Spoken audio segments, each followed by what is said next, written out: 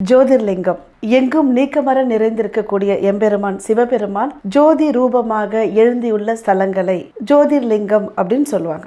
India முழுக்க 12 ஜோதிர்லிங்கங்கள் இருக்கு. சாதாரணமாகவே சிவபெருமானை வணங்குறது அவன் அருளாலே அவன் தாள் வணங்கி அப்படி சொல்லுவாங்க. அப்போ சிவபெருமானுடைய ஆசீர்வாதமும் அனுமதியும் இருந்தாதான் நாம சிவபெருமானை வணங்க முடியும், வழிபட முடியும் அப்படின்னு நம்மளுடைய மிகப்பெரிய நம்பிக்கை. அப்ப சிவன் ஆலயங்களை தரிசனம் செய்யறதே மிகப்பெரிய பாக்கியம். அதிலும் குறிப்பாக பாடல் பெற்ற ஸ்தலங்கள் அப்படின்னு அது ரொம்ப விசேஷமா பார்க்கப்படுது. அவை எல்லாவற்றையும் விட ஜோதிர்லிங்கங்கள் அப்படின்னு சொல்லக்கூடிய ஜோதிர்லிங்கங்களை நம்ம போய் தரிசனம் செய்வது நமக்கு மிகப்பெரிய பாக்கியத்தையும் மோட்சத்தையும் தரவல்லது அப்படின்னு சிவபுராணம் சொல்லுது. இந்தியா முழுக்க ஜோதிர்லிங்கங்கள் 12 ஜோதிர்லிங்கங்கள் இருக்கு. நாம் அதை வரிசைப்படி இப்ப பார்த்துட்டு வரோம். நம்மளுடைய வரிசை மற்றவர்களுடைய வரிசையோட கொஞ்சம் மாறுபட்டு இருக்கும். ஏன்னா நாம சிவபுராணம் எந்த வரிசையில ஜோதிர்லிங்கங்களை வகைப்படுத்தி இருக்கோ